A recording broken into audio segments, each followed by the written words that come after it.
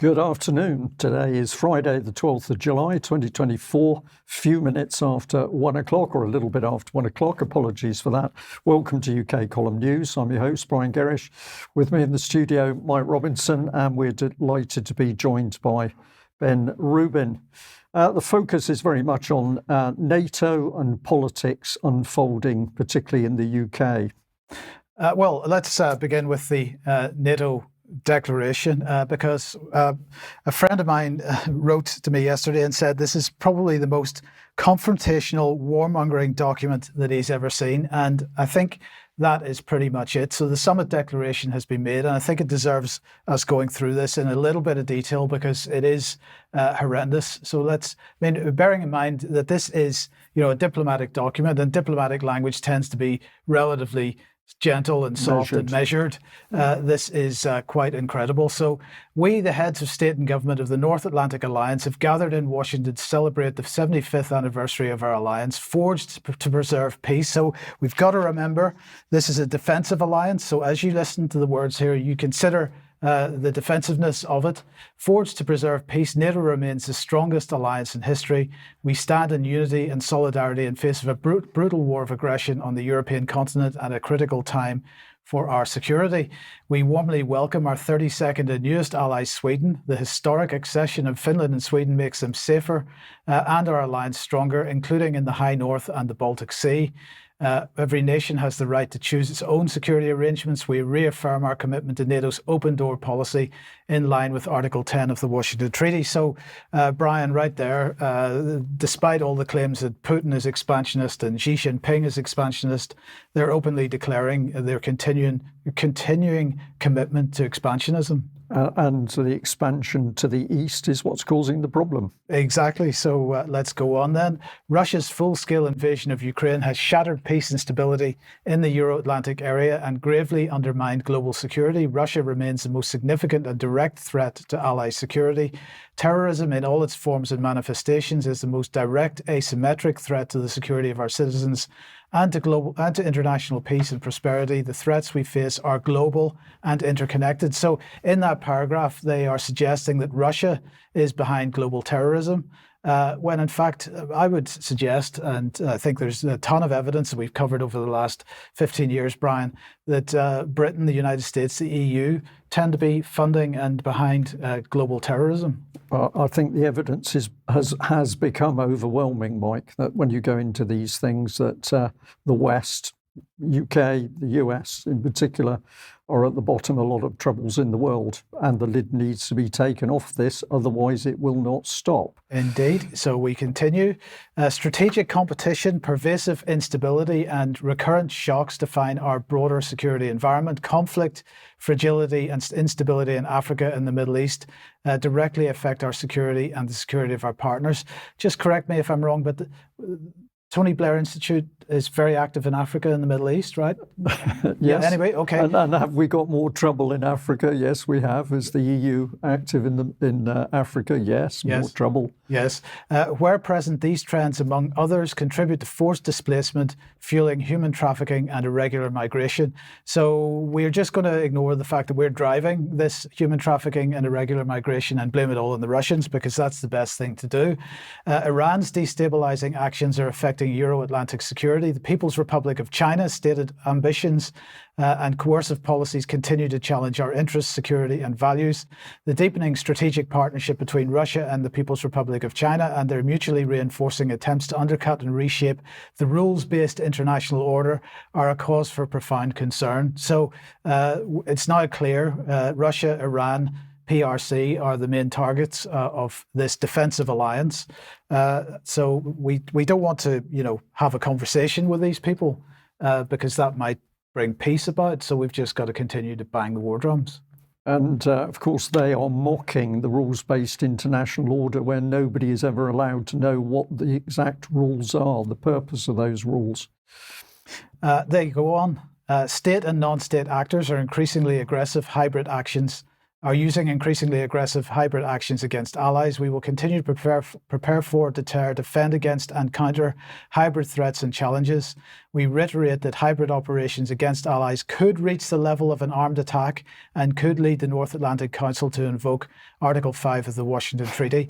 So later on in the programme, we're going to be looking once again at cyber and who is actually behind most of the cyber warfare that's going on in the world at the moment. Well, this could lead apparently to an invocation of Article 5, only if we attack ourselves. But anyway, it goes on. We condemn Russia's irresponsible nuclear rhetoric and coercive nuclear signaling, including its announced stationing of nuclear weapons in Belarus, which demonstrate a posture of strategic intimidation. Let's just remind ourselves that it is the United States that has effectively withdrawn from the intermediate nuclear weapons agreements. And it's the United States that's talking about putting nuclear weapons back into Germany and other countries at the moment. So if Russia is talking about putting nuclear weapons into Belarus, that is in reaction. This is in reaction to what the US and NATO is doing once again.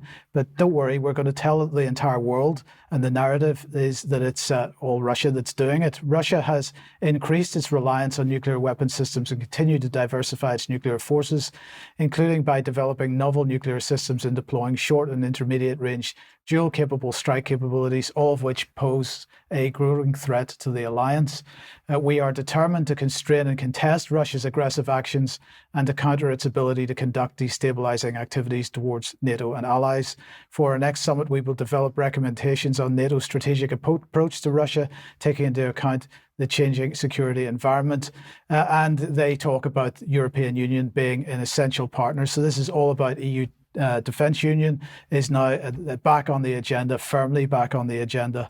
And here we will meet the leadership of Australia, Japan, New Zealand and the Republic of Korea, because we've got to expand not only eastwards in Europe, but also in the Indo-Pacific region. The Indo-Pacific is important for NATO, given that developments in that region directly affect Euro-Atlantic security. And with respect to Ukraine themselves, they have agreed to set up the NATO Security Alliance and training for Ukraine. The pledge of long-term security assistance for Ukraine, and finally, establishment of the NATO-Ukraine Joint Analysis Training and Education Centre. So I don't know what you make of that, Brian, but the rhetoric is extremely strong and extremely warlike and not defensive in any way, shape or form. Well, the word rhetoric covers it all, because it is rhetoric, and we can see that we've got people who are not interested in peace. If they were interested in peace, they'd be talking about peace and they'd be talking about pathways to peace. But they're obsessed with Ukraine, because Ukraine must be held at all cost. It must be asset stripped. It must be converted to European-style democracy, whatever that means. And what better place to go than a little bit of a video clip here with Defence Secretary John Healey talking about Ukraine. General Hodges just said, look, we need to view Ukraine in our own strategic interest. He's a general, he's got that strategic insight. I'm a politician, I'd put it plainly, because I don't think our public and our people fully and properly understand what's at stake here. And so some of the arguments I try to make in the UK are, especially on the campaign trail, which we've just finished, defence of the UK starts with Ukraine. And that's true for us, it's true for most of the European nations, it's relevant also to America's interests as well. And that's the case because we know that if Putin prevails in Ukraine, he's not going to stop there. How do they know that? Well, of course they don't. World War III starts with Ukraine. It's nothing to do with the defence of UK. It's to do with starting a world war. But you notice the sneer, our people, the public, they just don't understand. We're all just little people. We can't possibly understand that the UK has helped whip up a horrific war in Ukraine. Dead on the Ukrainian side, the figure 500,000 being repeated now by many analysts, and I could believe this is true. And of course, Zelensky working hard to try and recruit now his third army. Why does he need another 200,000 men? Because of course the others are dead on the battlefield as a result of Conservatives and now the New Labour rhetoric. So Biden, of course, is the main powerhouse behind NATO. It is the Americans. Let's have a look at Biden in action. I want to hand it over to the president of Ukraine, who has as much courage as he has determination. Ladies and gentlemen, President Putin. President Putin. He's going to beat President Putin. President Zelensky. I'm so focused on beating Putin, we got to worry about it. Anyway, Mr. President. I'm better. You are a hell of a lot better. Thank you so much. So the man, we are told, has his finger on the nuclear button, who can't think, who can't string words together, who can't function as the President of the United States, and we are to believe that he is the one manipulating politics. That was just one clip. There are many of him fumbling and stumbling through his words or falling up or down the steps of aircraft. But we shouldn't worry, because apparently we just don't understand, and there's nothing wrong with Biden. Who should we believe? Let's look at this clip. The special relationship is so important. It's forged in difficult circumstances, endured for so long, and stronger now than ever.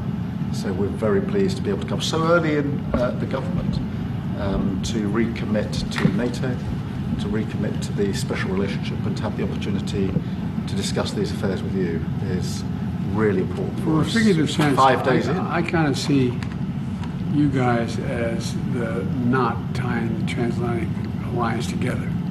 The closer you are with Europe, the more you're engaged, the more, because we know where you are, we know where we are in both countries.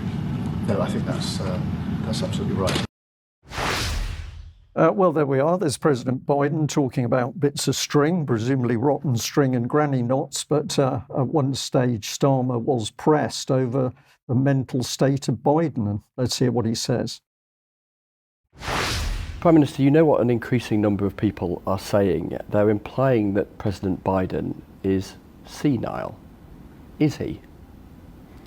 No, we had a really good bilateral yesterday. We were billed for 45 minutes. We went on for the best part of an hour. We went through a huge number of issues at pace. He was actually on really good form and mentally agile. Absolutely across all the detail. We were going at pace through a number of issues, which was really important to me because obviously it was my first opportunity to have a bilateral like that. And he's shown incredible leadership. If there's one thing that came out of the council session yesterday, it was a clear understanding by everybody here that we face probably more threats now than we've faced for many years, and that we need the resolve of NATO as the alliance that's been there for a very long time, that defensive alliance. And President Biden has led through that some of the most challenging issues actually that we are facing globally. We've seen George Clooney suggesting he's not up to it. Is that unfair? Well, I've given you my readout of the meeting. We had, as I say, we covered a lot of ground, strategic ground, international stuff, and not just Ukraine. He was on good form, and of course, you know, various interventions yesterday. We went straight from that to the dinner that he hosted. So.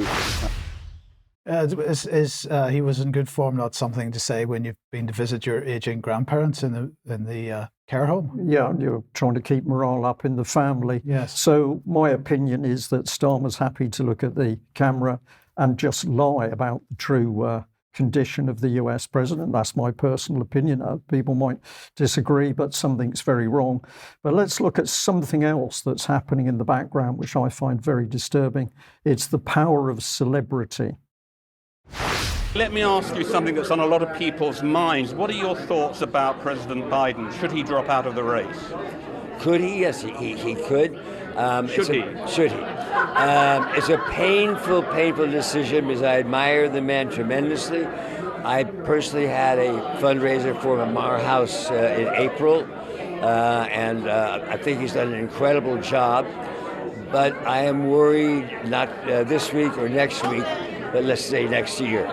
And it's just so hard for me to imagine a man 4.5 years down the line from now, particularly in a time that's so combative, that requires somebody to really be so articulate.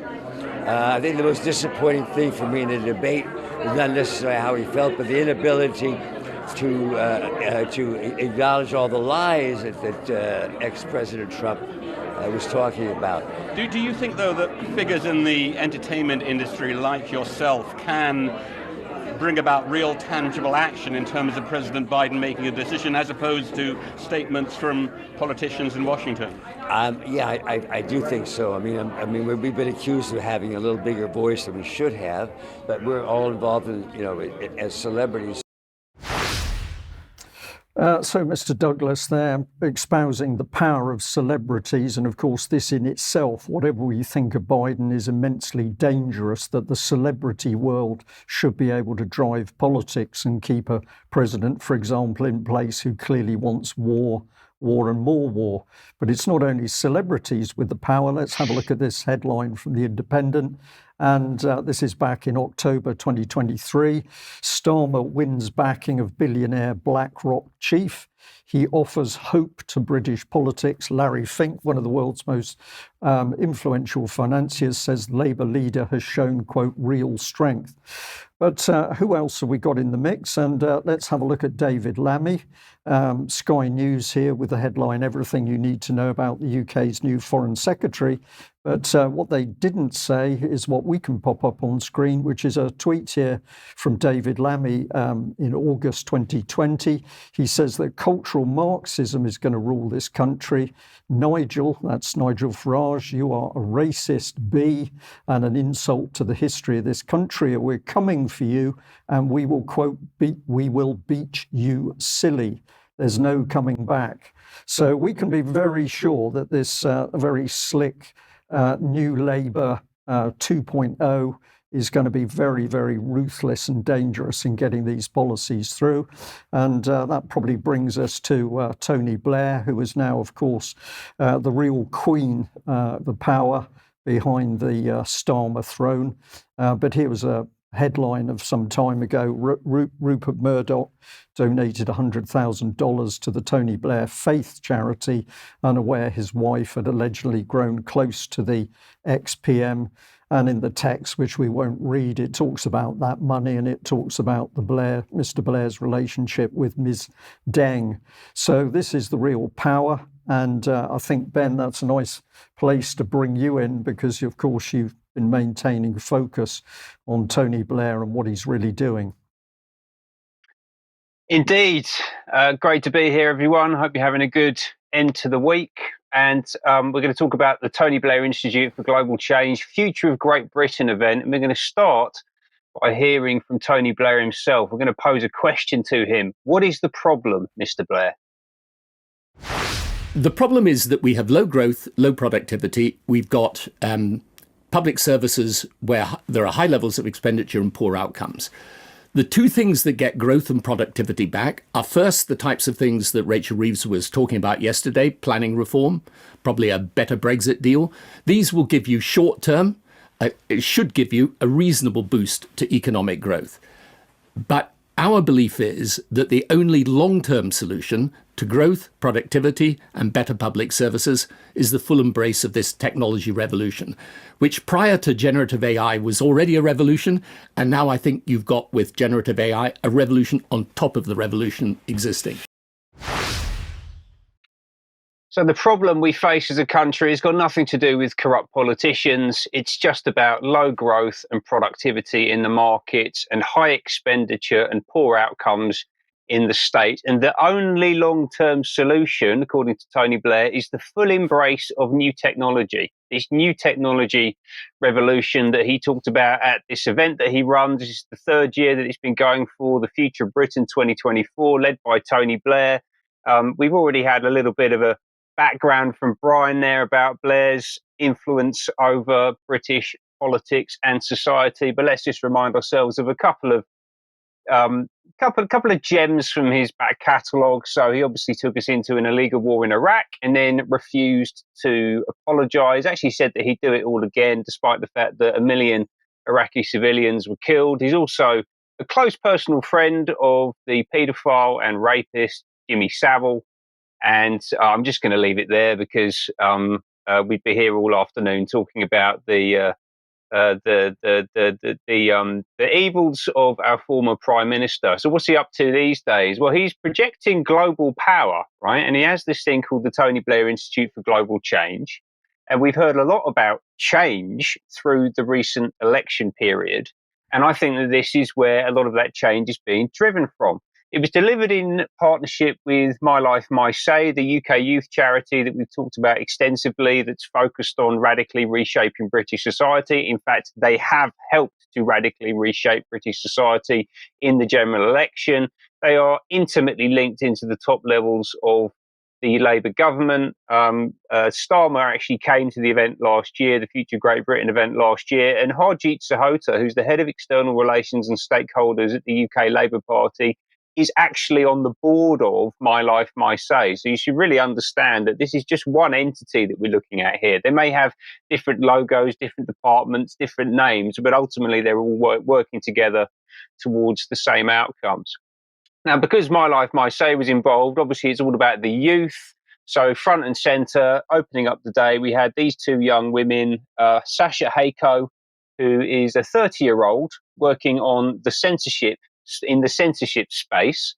And then another woman called Avye Kulut, who is big into getting young women into coding. And she's just 16 years old, right? So we've got a 30-year-old, a 16-year-old, neither of whom are native Brits, right? So these are immigrant communities, young women who've been brought in. And I just see this as a really cynical and manipulative ploy by Blair, who is a war criminal, as we've established, to basically provide him with air cover, to burnish his reputation, and to basically entice people into believing that he's a good guy that's got good and positive and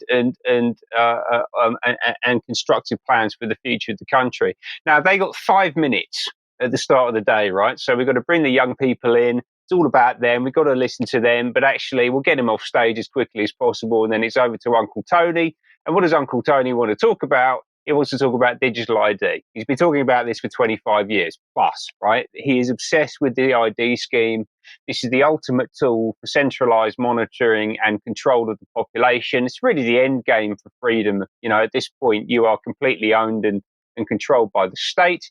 He's obviously got a narrative that's about how great it is. It's about raising more money through taxes, saving money from reductions in things like benefit fraud, distributing benefits more efficiently during times of crisis, especially crises caused by the state. And they've talked about this in great detail in this 33-page report that was issued that very same morning. So it actually came out on the day of the Future Great Britain event.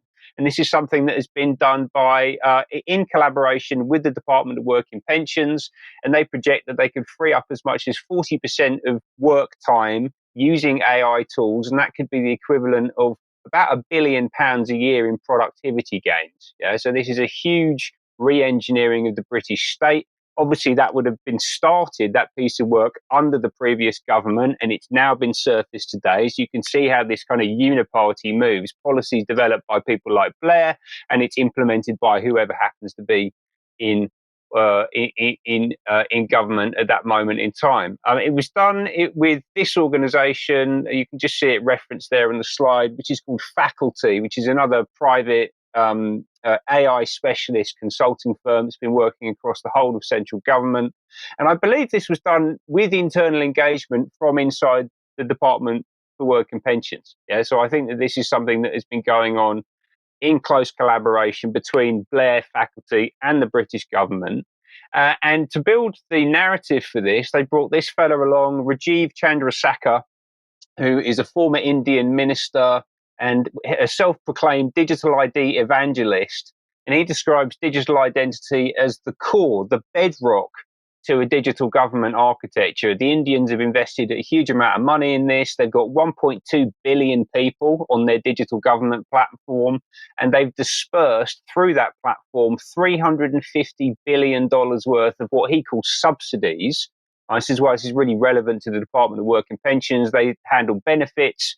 The Indian system handles what he calls subsidies. And effectively, they brought this guy over to help build the case to implement this inside government in the first week of a new Labour government, right? I mean, you can see how this is really being ushered along incredibly quickly. And it's about, all of the things that they say. It's about efficiency and delivering better services and all that kind of thing. But ultimately, it really ends up here, right? You will be able to do more with AI than any government has in the past. Yeah, this is about increasing the power of the state. They talk about it in terms of efficiency, but I don't see it in that way at all. Also worth noting that system that he was there to talk about was built by Infosys, which is owned by Rishi Sunak's father-in-law. So again, you can see the uniparty in play. And it's not just DWP. The whole of government's on the block, and it's very much about healthcare. For some reason, I can't imagine why this might be. I'm sure it's nothing to do with Tony Blair. Britain has become increasingly sick over the past 5 years. So we've seen the number of people off with long-term sickness go up by 800,000 to 2.83 million. We've seen spending on disability and incapacity benefits go up by a third to 69 billion. It's now 2.5% of GDP. NHS spending on mental health has risen to 17 billion. That's about 10% of the total NHS budget. But don't worry, we've got a whole load of new medical breakthroughs, new innovations in preventative care, preventative health care. This is the new buzzword. You're hearing it absolutely everywhere. It basically means algorithmic surveillance, testing, genetic engineering. All of this is focused on addressing some of the biggest killers, so cardiovascular disease, obesity, cancer, good things for us to try and combat. But if you actually look back at the slide, you can see that it's all about promoting pharmaceuticals like Ozempic, RNA cancer vaccines, all of the kind of big blockbuster items that the big pharmaceuticals are trying to push out there into the system. Apparently that would save us a load of money. This is about half of the NHS budget goes against those three diseases. So again, it would be a great thing to focus on, but ultimately, like, what are the methods and that are being presented here for us to go after? And actually, a lot of this really very crudely and cynically about economic growth. Yeah, so we heard this a lot. We're talking about healthier people, but that's ultimately about delivering a healthier economy to deliver healthier public finances, right? So for these people, we are basically economic units and taxpayers, and our health system is a public-private marketplace. And Wes Streeting was perfectly happy to turn up and endorse that worldview, basically saying there is an obvious mutual interest between the public and private sectors. It's not reductive. The private sector companies need to make a profit. That's fine. If you can marry the brightest minds in UK science and health tech with the scale of the NHS, the sky is the limit in terms of what we can do. Lord Bethell was very happy with this. He welcomed Starmer and Streeting into government last week, basically saying that a lot of the work has already been done for us to transition to a 21st century model of care. The groundwork has been laid out. There is a stack of thoughtful white papers, NHS plans and review recommendations ready for implementation, including documents like this one, which came out from the Blair Institute earlier on this year, which is a forward written by Patrick Vallance, who's just been dropped into a ministerial role working under Wes Streeting. And just finally, to wrap up, I'll come back to this later. There's a huge amount to cover on this today. This incredible statement from Streeting, which I think really just does a great job of describing the tone that we should expect to see from the Labour government as we progress. If you love someone, you have to force them to change. Okay, well, I think that gives us a clue where we're going. So thank you for that, Ben. We'll come back onto this topic a little bit later. In the meantime, if you like what the UK column's doing, if you'd like to support us, please head over to support.ukcolumn.org. A membership is just £5 a month. We do need your support. So anybody that isn't a member would like to join us for extra later, please do consider that. But with the censorship regime that we have, we do need you to be our algorithm, as it were, and to push out our material. So if you can push it out from ukcolumn.org and ukcolumnextracts.co.uk in particular, that would be fantastic. You could pick something up at the UK Column shop, especially Your Life in Their Hands. Yes, and I'll say once again a huge thank you to all of the UK Column viewers, listeners and members who've actually purchased one of these. I asked if every UK Column member could buy one. This would be a huge help to us, and it would also allow you to see this new information format that we fully intend to do more of. So if you haven't got one, please get your order into Claire in the shop, and we'll be pleased to get one sent out to you. And another reminder of a date for your diary, which is Saturday the 19th of October 2024 at a venue in Bristol, which we'll announce later, a day-long event with us all there. So it's really live. really live, yes. So do join us for that if you can. So now, where does that take us? It takes us to hearing. Well, it's going to take us to hearing, but I'm smiling. We've often said to our viewers that we put the UK column news together very shortly before we actually go live, and we don't plan a lot of things, but it's amazing the connectivity. So Ben, you've been talking about Tony Blair and digital ID. You've also been talking about a new national purpose, harnessing data for health. Well, a letter arrived through my letterbox. Let's have a look at it. Here it is. Dear Mr. Gerrish, as part of our National Hearing Health campaign, you are invited for a free hearing test. And I think Mike and the rest of the team will be pleased about this, because I do have some issues. It was due to cannon fire during my naval days. But this is what it said. So, of course, a lot of it is the sell. You're complaining that TV is too loud to other people, difficulty hearing people in restaurants, cafes and pubs, etc. And then it says that I can use a free number to book a free hearing test. Presumably I won't get a free hearing aid, but there we are. And it's signed by Chris Child, Head of Audiology Excellence. Now, I was very intrigued because I thought, okay, where did the National Hearing Health Campaign get my data from? Well, let's have a look at the letter again. And what we need to do is to go into the small print. And it says, we've sourced your details from Saga City Data Limited. Now, I'd never heard of that company at all. So, of course, I went and did my own research. It's all very nice. There's the little cartoon for the adults to suck them in. But the little man is walking past some really big clients, from Virgin O2 to British Gas, Sky, Macmillan, Eon, BT, Titan, the Cooperative Bank. But what sort of company is it? Well, when you get into the detail, you find that it's not just about data, it's also about essentially revenue collection. It's making sure that if you owe money, these companies can get that money. If we have a look at partners, agencies and investors, apologies, this bit runs a little bit slow, but these are some of the people that they've got for partners: Equifax, Media Lab, that was very interesting, but also Royal Mail, which probably gives us connection with my own letter. But it says we're one of the most data-rich organisations in the UK. But I did notice that one of the investors was Queen Park Equity, which I believe is a hedge fund, Mike. Sounds like it, yes. I don't understand it. So let's have a look at where this hearing test led me. This is some of, is this going to play? There we are. This is some of their own advertising material on the website: reducing gap sites and increasing revenue. This is a project or a case study, 2.6 million. There's case studies up to 12 million. And this is all about revenue stream. So it's profit and making sure you can claw back in any debts owed to the company. And as we can see, there's some pretty big sums of money. But where I really started to suck in a bit of breath was here. Our ethos, we're a purpose-led company, and we believe that purpose comes before profit. Do you understand that? Because I didn't quite. We believe that if we achieve our purpose, then everything else will follow. They don't say what that will be.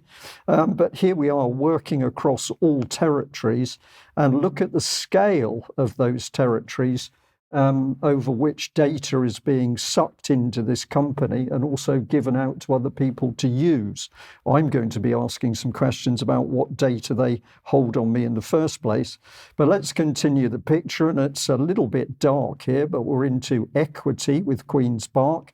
What are they all about? Well, it says here that we buy to build by focusing on entrepreneur-led businesses with accelerated growth potential.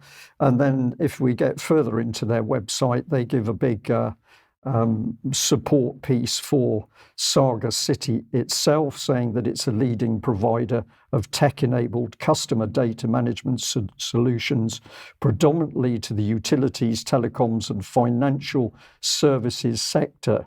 So I'm going to be doing more on this, but that just shows you what you can get out of one simple letter, which appeared to be out of concern for my health and in particular my hearing.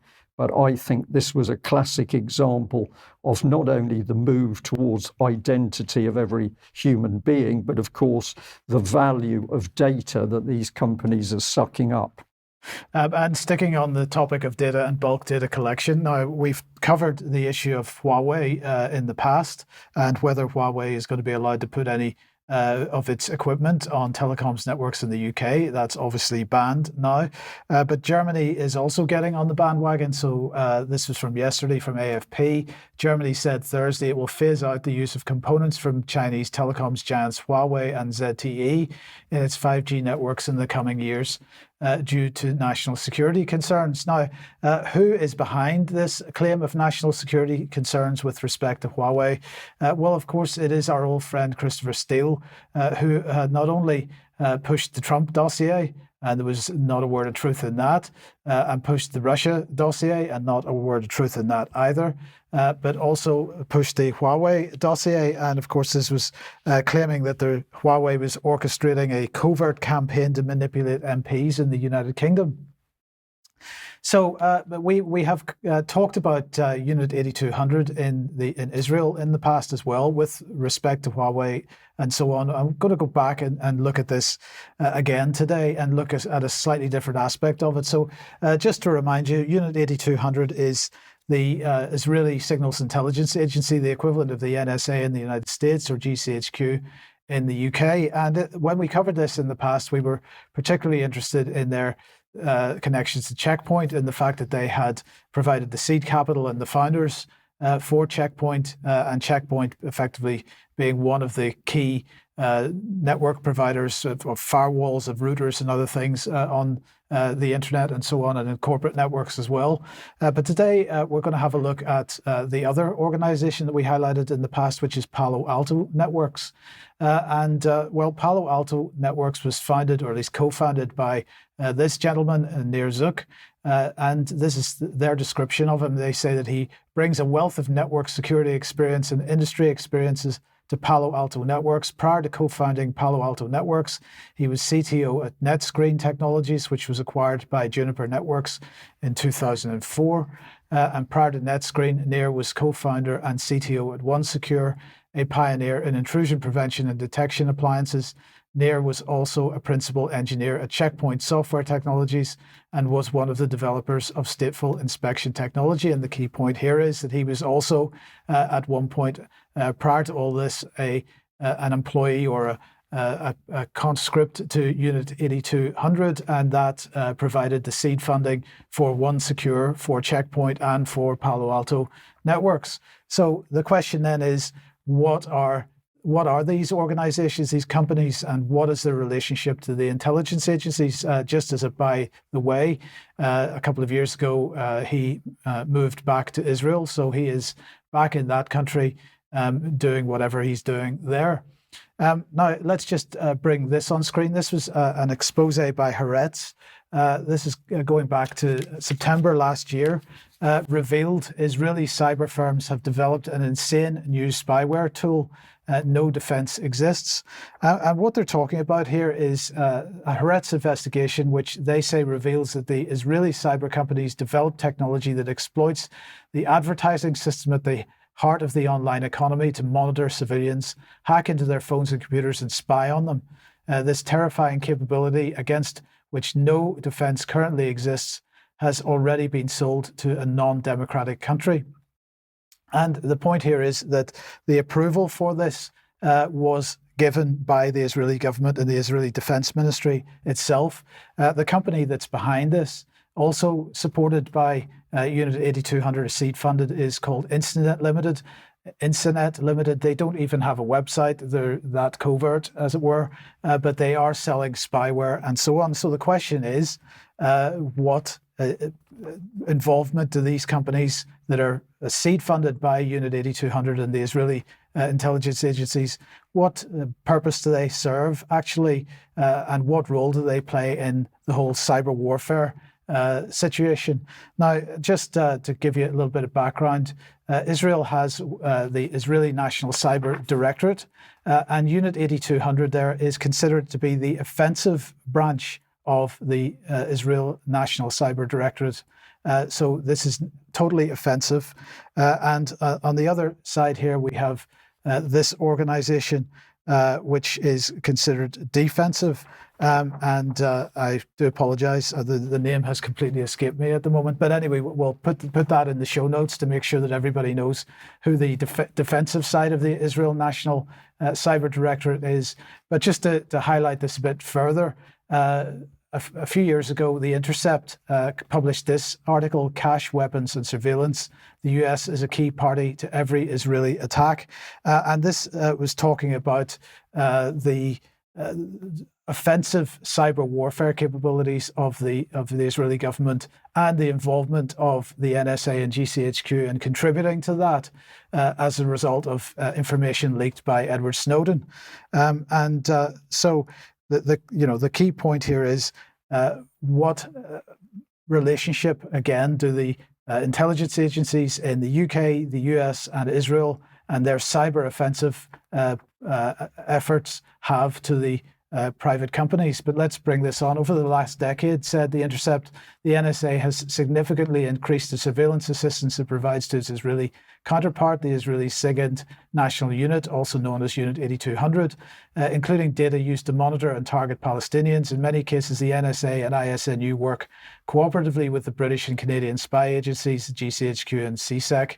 The relationship has, on at least one occasion, entailed the covert payment of large amount of cash to Israeli operatives. So why am I interested in Palo Alto Networks today? Well, I was watching the Tour de France last night, and in the ad break, an advert came on screen. Let's just have a look at it. It was just a regular Cybersecurity Monday. That's me. I'd seen this before. Or had I? What was this AI treachery? I needed some help. Good thing I knew someone. Or something. Glad you called, Jay. It's time for an upgrade. Awesome. My path became clear.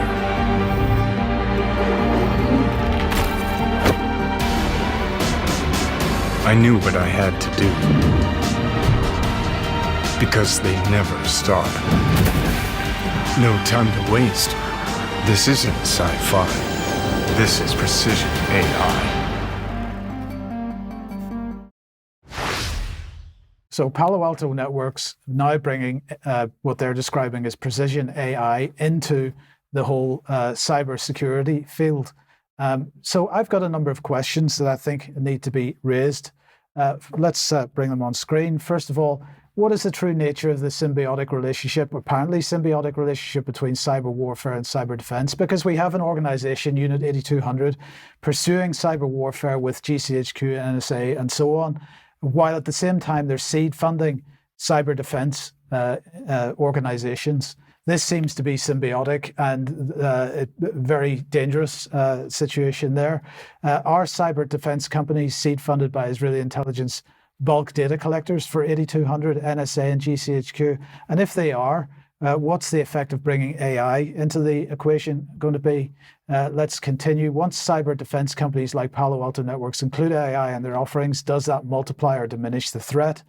And then the final question is Huawei the enemy? Or in fact, do we face an enemy in our own countries and perhaps centered around Israel? I think there are many questions to be asked around this whole sort of structure and this whole capability that's been developed. And nobody in the tech industry is asking what the role of these companies actually is. Well, I think your concerns are well founded, Mike, and lots to be asked, because this thing is moving at an incredible pace and in most cases out of sight or hidden in plain sight as far as the wider public's concerned. So we will continue to focus on it. Ben, let's come back to you then and more on Tony Blair. Yes, absolutely. That was a great little piece there on Unit 8200, Mike. Thanks for that. There were two terms that jumped out at me. One was AI treachery, because I think that sums up really nicely a lot of what we're seeing here. And then also this word precision, which keeps on reoccurring. And actually, it came up quite a few times in the Tony Blair event. I'm just going to talk through a little bit about what's driving this. So we talked about the Blair's desire to, or his recommendation that we should be embedding advanced technology into the heart of the state. And he does that because he's appealing to the success of this technology in the private sector ultimately. And we're pointed towards three examples by him. JP Morgan Chase. So they employ over 2,000 AI experts. Amazon have reduced their order processing times by 25%, so made their operations more efficient. And Goldman Sachs tells us that $1 trillion is going to be invested over the next few years. Ergo, because those three organizations are doing things, that means that everyone else, including the British government, has to jump on board. I'm not sure I follow the logic, to be honest with you. Now, he also talks about the transformation of the market. So just looking at the top 15 global companies in 1997 when he was first voted into power versus the top 15 global companies in 2024. Obviously, the top companies, really the top 5 to 10 companies are all technology businesses. And he is presenting this as some kind of reason for us to embrace these technologies. There's absolutely no discussion whatsoever about whether any of that has been good for society, the health impacts of mobile phones on kids. Any of that stuff is completely ignored. It's just purely about top line numbers, size, and growth. And it's all being waved through with recommendations from people like Bill Gates, Andrew McAfee at MIT, and Ray Kurzweil at Google. So these are the big beasts, the big names that Blair's reaching out for to build his case for change. And he's actually directing the Labour government. This is in his own words. He's advising Labour to talk to Google. Now, this is a huge public-private marketplace, and the delivery is going to be handled by big technology companies. And Debbie Weinstein, who is the MD of Google in the UK and Ireland, was actually in the crowd. I heard someone did a little write-up saying that she was there. So, if you're in government and you want to talk to Google and you're at the Tony Blair event, then, hey, look, Debbie's just over there in the corner. You can go and talk to her. This is absolutely stitched up. It's all global. Yes, obviously, this is the Tony Blair Institute for Global Change. And as we've discovered and discussed, it's all about building an international marketplace. So this was from one of the climate sessions. And by the way, I suggest anyone with any interest in what's going on internationally, and specifically here in the UK, go and watch all of these sessions, right? They are talking about you. They're talking about your tax money. They're talking about our society. They're talking about their plans for the future. If you want to understand what's driving Labour, what that word change actually means that apparently everyone's voted for, this is where you need to go and look, right? And a lot of it is to do with the City of London, ultimately, right? This is about driving economic growth. It's about making money for big international investment funds. You can see on the left-hand side there, it's about driving global investment, so leveraging the City of London's expertise to develop non-standard finance mechanisms. And then also to create, they say there in the second point, to design a national wealth fund to support international as well as national investment. And that national wealth fund was actually announced by Rachel Reeves on the same day as the Future Great Britain event. Unbelievable coincidence that, don't you think? And Mark Carney's been incredibly effusive about that fund as well, and the fact that it's going to allow public and private money to come together to drive change, not just in the UK, but across the system, and to unleash global innovation. Yeah, and it's not just in climate, that is absolutely everywhere else. And I think we need to understand the UK, start to understand the UK as a platform for testing out these new programs for transformational change that are then also going to be implemented internationally. It's really, really important to get into the guts of what's going on here. And it is completely global. This was a remarkable statement from Ilan Gur, who is the chief executive of ARIA, which is the UK version of DARPA. He's got £800 million of taxpayer money to invest in advanced technology projects. And his view is that the UK, it needs to look outward. Don't look inward. Don't look to your own people. Don't look to your own capabilities. Don't look to your own heritage and your own history. You've got to look elsewhere for ideas, right? What a remarkable thing for someone like that to say. And it was also echoed by William Hague, who has basically been working hand in glove with Blair for the past year or two, really providing the kind of right-wing counterpoint to Blair's left-wing message, right, to provide the kind of integrated uniparty perspective. And he's basically saying that in the future, we need global solutions, not national solutions. Absolutely emphatic. And that comes through in everything that we've heard from him. Really interesting session by a guy called Chris Miller, who I believe is from Stanford. And this is the only one that hasn't been put online. And it may appear in the next few days. But if it doesn't come up, then I'm about to tell you why. Because he very interestingly described artificial intelligence, microprocessors and microchips in particular as the kind of the playing pieces in a big geopolitical game where the American intelligence agencies view access to those technologies as a way to exercise political control over vassal states, right? So actually, if you play nicely with American intelligence, then they will let you have access to the limited number of AI chips that exist out there in the market. Really amazing, bold statement to come out with, incredibly cynical, but very unsurprising given the forum and who was in the room. And the other thing that was really interesting here was he, whether he meant to or not, revealed the fragility of this entire technological paradigm, because this is a global supply chain, globally networked, with a tiny handful of countries who actually pull the strings. So 90% of these microprocessors that run the AI systems come from Taiwan, for example, which, as we know, is a contested region. The Chinese believe that they own it. The Taiwanese believe that they don't own it. And could potentially be invaded at some point in the future. And apparently we've got to base our entire system, governance, economy on the back of technologies that are running on this supply chain. I think that exposes us to an extraordinary level of risk, completely unacceptable, really.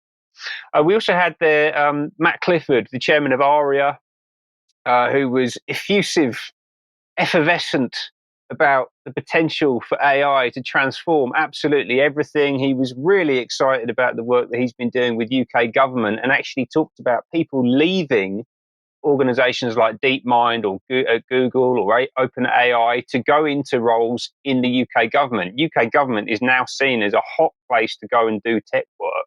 I think we should all be really concerned about that, to be perfectly honest with you. He talked a lot about the actual physical transformation that's going to be required in the nation, the fact that we've got to build these data centers everywhere, right? Because the AI systems run on huge amounts of data. Where are those data centers going to exist? They're going to be in your neighborhood. They're going to be putting these all around the country. A lot of that links into the net zero grid that they're building. He also talked a lot about the massive increases that we've seen in the past decade in the power of these systems. So we can see that between 2014 and 2024, the power of the systems has gone up by 100 million times. So an enormous increase in artificial intelligence power over the past 10 years. But he then goes on to say, in the next decade, we will reach human-like general intelligence. So it really just begs the question to me is, well, if we're investing all of this money, all of this time, all of this energy in building human-like general intelligence, what's wrong with the human-like general intelligence we are currently surrounded by, i.e. us? We're already here. Why do we need to build this new technological paradigm in order to replace something that already exists?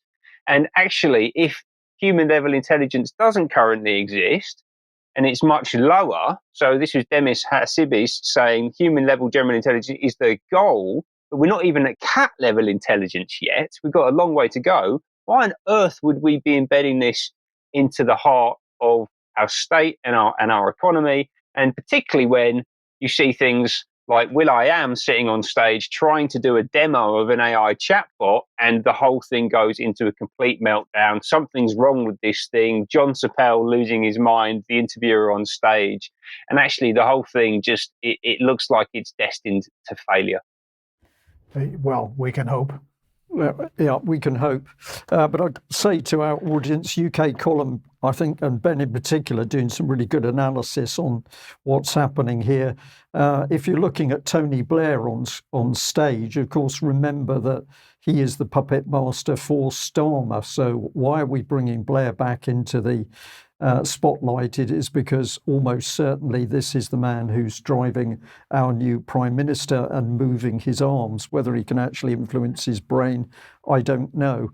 But let's move on to other clues we get as to where society is going to go. And I want to say thank you to Kate, one of the UK column viewers and a very long-term supporter, who pointed out the Ministry of Defence's Global Strategic Trends.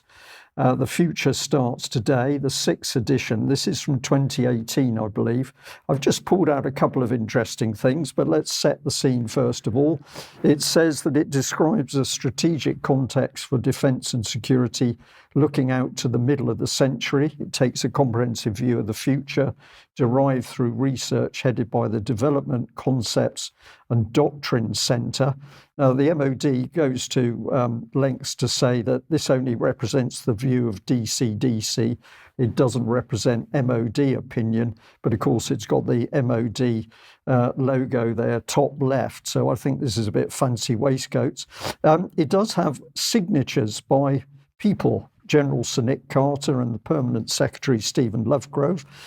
So surprising, isn't it, an age of digital supremacy, that they actually need to get a wet pen out and put a smudge on the paper. I suspect neither of those people could do anything else. But anyway. Right, okay. Well, anyway, let's have a look at what caught my attention as I scanned 200 pages.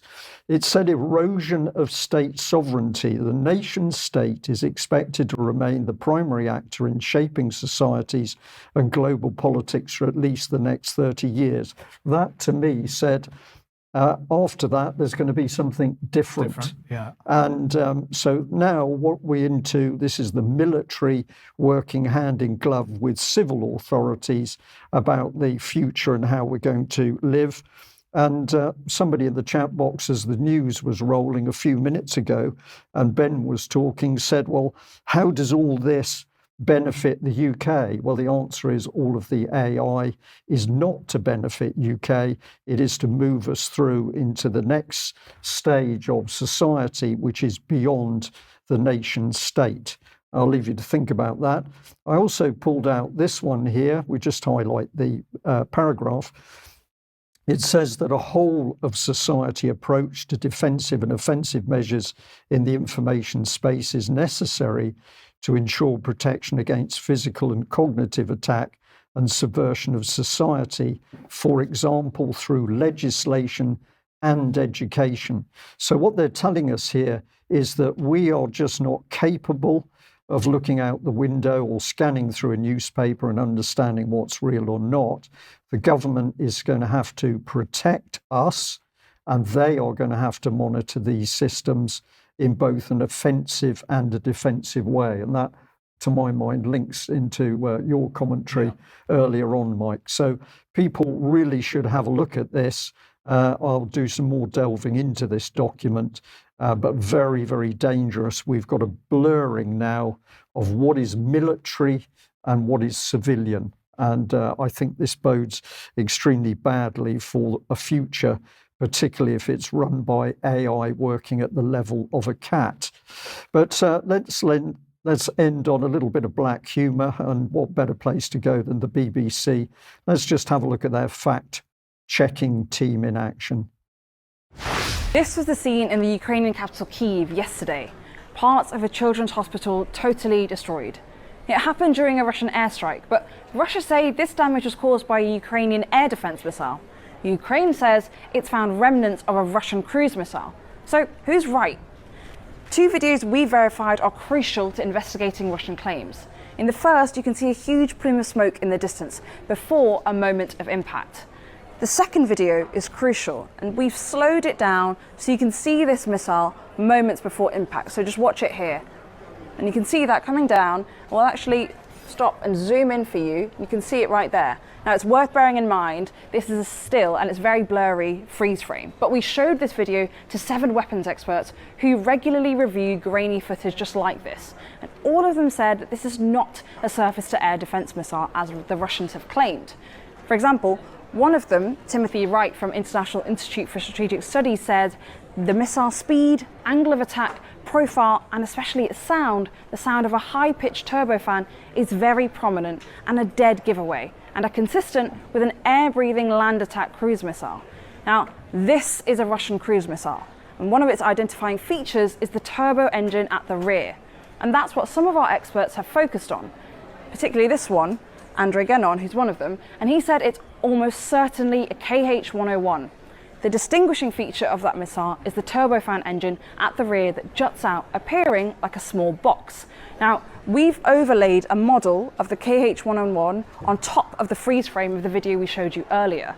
Now, nobody's been absolutely definitive about the exact missile used, but they all agreed that it was likely an air-launched Russian missile. 5 of the 7 mentioned a Russian KH-101 as a possibility, in line with what Ukraine has said. Well, I'm just going to say that I think this was really a brilliant piece of production by the BBC, because, of course, they didn't show you the evidence of those so-called experts. We don't even know who they are. They simply choose one that said it was almost certain. But if you listen to the whole clip, what this girl is constantly saying is these are very, very blurry photographs and they're very difficult. But if we just show the meat of what the BBC did on screen, so she brought up on her very big shiny touchscreen this picture of the missile coming down in shadowy top sort of right in the picture, and then the BBC's Russian KH-101 cruise missiles. As the video moved on, we started to see one overlaid until you get to this point where in the minds of the viewer, overwhelmingly, they will believe that it was that missile. So this is sleight of hand. I'm going to say this is BBC witchcraft rather than fact-checking, but this is how the BBC is attempting to put facts across. So despicable work by the BBC, and of course no facts at all, just supposition and interfering with the public's perception. Huge amount of questions still to be asked around this particular incident. Yeah. Okay, well, we've got to leave it there for today. Thanks to Brian and Ben. We will be back in a few minutes if you're a UK column member for Extra. Stick around on the member stream for that. And just before we go, I'm going to put up an old UK column newspaper. Many of you simply don't know that we used to produce these editions. This is 2013. And in the cartoon, we're talking about the cabal destroying Britain with big society, the media gagged, secret courts, the NHS wrecked, the military betrayed, paedophiles protected, the police threatened, genocide overseas, and banking fraud. And I'm going to say we weren't far wrong, Mike. No, and if you want to know more about that, and you haven't seen the UK Column Live virtual event that we did a few weeks ago, you better go and have a look at that. That would be great. And but otherwise, join us on Extra, where I'm sure we're going to be talking about this some more. We will. See you then. Bye-bye. Bye-bye.